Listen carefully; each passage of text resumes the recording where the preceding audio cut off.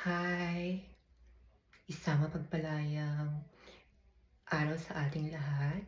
I'm Miss Trans Pinay here in the USA.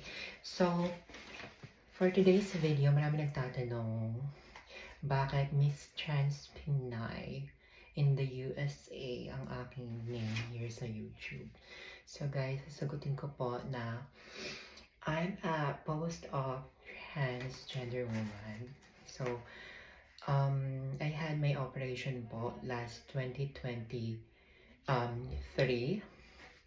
Nung nakaipon na ako dito sa Amerika, dali-dali na akong, oh, kailangan ko na gender affirmation surgery, kung tawagan dito sa Amerika. Kasi mas mahal dito eh. So, syempre nag-canvas muna ako, nag-research lahat, tanong-tanong, lahat ng mga sinalihan kong group chat. Dahil talagang I'm decided na po talaga. Ginawa ko po ang GRS or Gender Affirmation Surgery or SRS man kung tawagin is for myself po, hindi po para kahit kanino kung sino man. To regain my self-confidence. Tsaka yung nararamdaman ko po kasi since bata pa Diyos ko, kinder pa lang nag-aano na ako, umiihi na ako sa paupo. Na-notice yun ng mga kinder, classmate ko nung kinder kasi hindi nahihiya akong tumayo. Talagang paupo talaga. So nagtataka sila ba't ganun. But anyway, to cut the story short, yun na nga po, I'm a post-op transgender woman. So, ginawa ko po yun para sa sarili ko. So, hindi para sa lalaki or whatever. For my self-confidence. Since nakaipon naman po ako dun sa trabaho ko, agad-agad. Dali na akong nag-research and nakapili na ako ng ospital na paggagawa ng aking, kifi. Kung tawagin. So, yun na po. So, ang napili ko po na hospital is PAI or Precha Aesthetic Institute. So, yun po yung napili ko na hospital kasi parang basta nag-research ako, ganyan-ganyan kasi pioneers din sila. Sila yung nas nauna, 1979 pa lang ata, may na SRS na sila. So, they have the expertise. So, I'll discuss sa inyo ngayon sa mga trans sister natin kung paano po yung naging journey sa aking gender affirmation surgery. So first of all, nag-ipon muna ako ng around, sa pera, sa dollars, around $20,000 yung naipon ko po noon. Kaya parang malakas yung loob ko na, I need to, to have SRS. So, yung nakaipon na ako na I know na hindi naman ako mabobroke or mawala ng pera kasi syempre nag-hard work talaga. 7 days talaga akong straight nagtatrabaho, nag-part-time caregiver pa ako. Just to achieve my dreams na maging, to undergo ng SRS or Gender Affirmation Surgery. So, nag-book muna ako ng Philippine Airline papunta ng Pilipinas din. And again, nag-book muna ako ulit ng Philippine Airlines to Bangkok, Thailand. So, ang ginawa ko po, napunta na ako ng Thailand. So, naghanap kami ng hotel. Then, yung nakabook na kami ng hotel. Nag-walk-in lang kami sa bahay. Hindi kami nagpa-reschedule. So, kasi agad yung sadya namin. Hindi muna kami nag-travel po na pala kami nung twin ko. Nagpunta muna kami ng Ayutthaya, din kumain-kain, ganyan. Nagturist-turista. Then after that, after 5 days na nagliwaliw kami, nag-mall, nag-shopping, ganyan. Yun na, nag-walk-in muna kami sa PAI. So, they have my schedules. Nakalimutan ko yung pangalan nung nag-assist sa akin eh. Anyway, so, yun na nga po, nadabook na ng appointment. I'm gonna be schedule na for September 26. Yung schedule ko 2023. So yun na, September 2023. So nagbayad na po ako. Ang dinala kong cash noon is nasa $15,000 US dollars. So pinapalitan ko pa yun hindi, dollars pala yung binayad ko. Cash. So ang binayaran ko nasa 9,500 sa PAI. And ang napili ko po na procedure is scrotal procedure, yung inverted. Kasi ayoko naman ng colon, so yun lang naman kasi ang afford ko. So I paid 9,500. Then sabi ni Dr. I'm under Dr. Bulin, yun siya yung napili ko. Kasi parang expertise niya yung mga Asian na patient. So he said na yun nga, kulang daw yung ano ko. Chinek up niya yung ano ko yung Junjun. Kulang daw yung ano ko. Kasi diba tuloy tayo, ladies and gentlemen. So kulang daw yung ano. So, sabi na nagmakaawa ako sa kanya na wag mong yung kunin yung do whatever you want. Wag mo lang akong kuhaan ng, kasi natakot din ako na kukuhaan daw ako ng somewhere part of my, dito sa belly ng balat, para lang sa pang-procedure nga ng SRS. Sabi ko, Doc, please wag mo naman gawin. Okay, sabi niya ganun. He will do whatever daw yung kanyang gawin. So, yun na nga po. So, okay na, bayad na, na-check up na. So, pinapunta niya na ako ng psychiatrist. So, ito, nagpunta ako ng Parham 9 Hospital to get a consultation for psychology. So, I paid, kasi maraming session to So, meron itong medical services charge, $250 since I'm a, foreigner, then 3,600 na yung consultation sa dalawang psychiatrist. So, I have 2 doctors, 1,800 each, kay Dr. Kanchanit and Dr. Tana Sherwan. So, yun, I paid this amount sa Praram 9 Hospital for my psychological examination. So, yun nga, nag-paid na ako. Then after that, I paid. So, yun na, paid na po ako. Yun po, pinasa naman nila ako sa awa ng Diyos. So, they gave me certification for my, yun nga yung parang may gender dysphoria, Chenilene. So, binagdinan ako ng certification. So, papakita ko po sa inyo para, wala tayong doubt na, ay, eme yung process niya. So, meron tayong certification. Papakita ko po na meron po ako ng gender dysphoria. Ayan po. So, may seal pa yan. Ayan po ang aking certification na they approve my SRS because of gender dysphoria. Yun lang mga basic question lang naman nung yun dun sa psychiatrist, isang lalaki at isang babae. Bakit kailangan panaramdaman yan? Sabi ko nung maliit pa lang ako.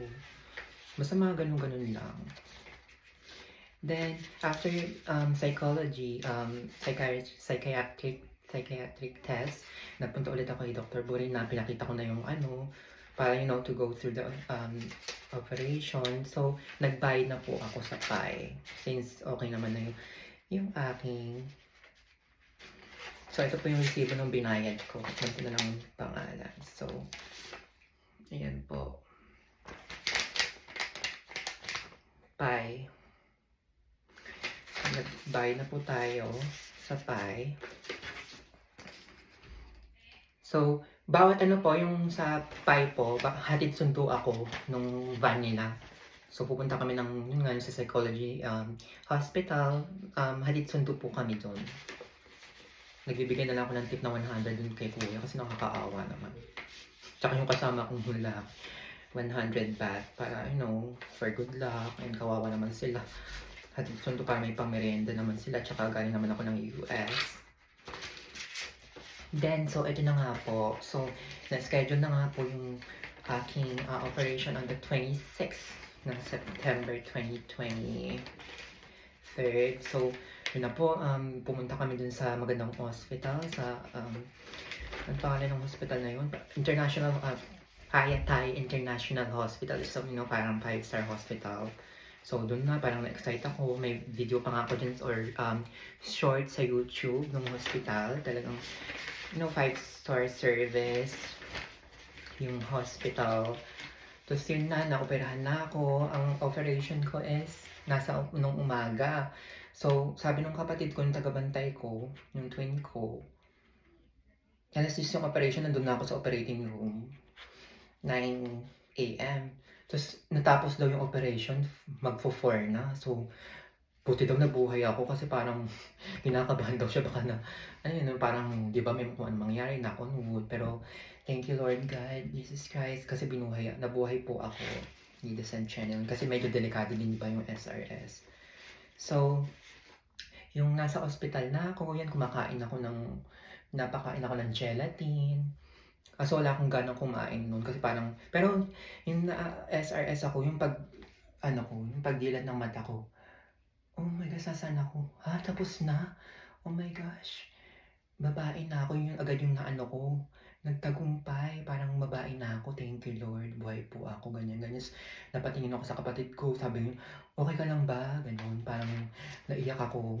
Kasi parang natupad din yung pangarap ko nung simula pa nung bata ako. Tsaka okay naman sa parents ko yung ganitong trans ko kasi hindi naman ako masyadong, parang pinalaki naman nila ako ng maayos. So, okay naman. Pero sinekreto ko muna naman sa parents ko para ayoko sila mag-alala. Pero may hint na alam nila na kaya kami nagpunta ng Thailand.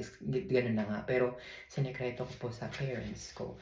So, going back sa surgery ko, yun na parang umiiyak ako. Parang yung medical something. Nakulay green, nasa ospital ako. Tapos, yun na, nakita ko may parang bandage dun sa ilalim, sa private part ko. Tapos meron akong swero. Pero wala, painless siya. Wala akong maramdaman. Medyo lang ako. Kasi parang sa likod, ang sakit sa likod kasi nakahiga lang ako ng ilang oras. Yun lang. Nagkakaroon ako ng backache. Yun ang naramdaman ko, guys. And to my old friend sister din. So, yun na yung after 3 days ata, parang check up ako, ganyan. Pinapalakad-lakad na ako ng mga nurse, mga caring nurse. Pag naubos na yung parang anesthesia ba yun, susupply agad nila. Time to time, talagang minsan nilagnat pa nga ako. Pinaano ako ng paracetamol. Talagang maalaga sila. Time to time, lagi silang nag-check. Kasi nga, di ba, yung Payatay parang international hospital siya. So, yun na nga. So, niresetahan nila ako ng gamot. Yung mga iinumin ko. So, ito po siya. Okay, hindi ko napakita yung oops. Ito ang aking mga gamot. Nireseta nila sa akin yan, guys. Ng Payatay International Hospital. Para gumaling. Kasi talagang kompleto yung meal. Breakfast, lunch, snack, tapos dinner. Tapos may mga refill ng water bottle yung iniinom namin noon. Water bottle, may mga juice, may mga coffee, yun. Parang masaya naman kasi parang international hospital naman siya. Talagang 5-star service. Yun yung kinagusto ko dun sa PAI, sa Peach Aesthetic Surgery. So, yun na nga. So, nung na-discharge na kami sa hospital, so going back to the hotel, syempre parang kahit na ika-ika akong ganyan. Pero sinanay naman ako nilinisan ako ng mga nurse. Salamat din sa mga nurse, binibigyan ko din sila ng tip, natutuwa sila kasi nininisan nila ako kahit na nagsuka pa nga ata ako noon. Oo, nagsuka ako noon kasi parang nahilo ko sa gamot. Nilinisan nila ako, palit agad ng ng mga wardrobe mo, ganyan. Okay yung mga nurse, mabait yung mga nurse sa Payatay Hospital. So, yun na nga yung na-discharge na ako, going back to the hotel, may mga follow-up check-up pa, going great, ba yun? Yun muna, pinakita po lang muna sa akin, sorry guys, pinakita muna sa akin yung operation. Natuwa ako kasi parang pambata. Meron siyang sa loob, catheter, kasi parang hindi mo natatanggalin. Nakita ko, ang ganda, ang linis ng pagkatahi. Tapos, yun nga, maganda siya, malinis yung pagkatahi. So, parang pang baby. Yun yung itsura. Pang baby siya. Natuwa naman ako. Pero bagong opera pa lang yun, medyo magabaga pa. So, yung nagpunta na kami ng namin hotel kasi na-discharge na kami after 4 days. Na-discharge na kami, then punta na kami sa hotel namin. So, may mga follow-up check-up, ganyan-ganyan. Interview ko kay Dr. Burin. Then, teacher na-check niya pinapakita niya yung dinadilate din niya. Kung paano yung depth ng akin kasi nasa 6. or 5.5. Yun yung explanation sa akin. You're lucky kasi 5.5 yung ginawa niya or to 6. Siyempre, alam ko kaya naging 6 kasi medyo magapa nga si Kifi, di ba? So, yun. So, going back, so I'm happy na talagang naiiyak-iyak ako nun kasi parang, oh, dream come true na. So, yun, nagpapagaling ako, umiinom ako ng, puro fruits yung kinakain ko noon. Mangosteen, kasi nga parang, syempre diba, parang gumaling tayo agad. So, yun, that's going back to the Philippines na. Nag-say goodbye na ako kay Dr. Burin. So, to be able for us to fit to fly, si Dr. Burin,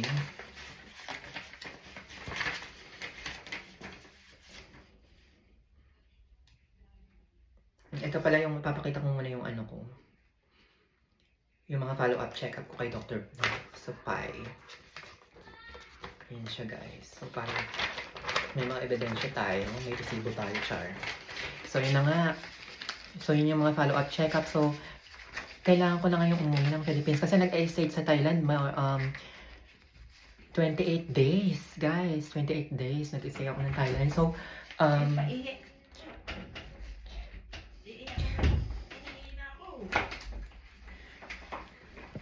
ito man yung panira, nagbablog ako eh.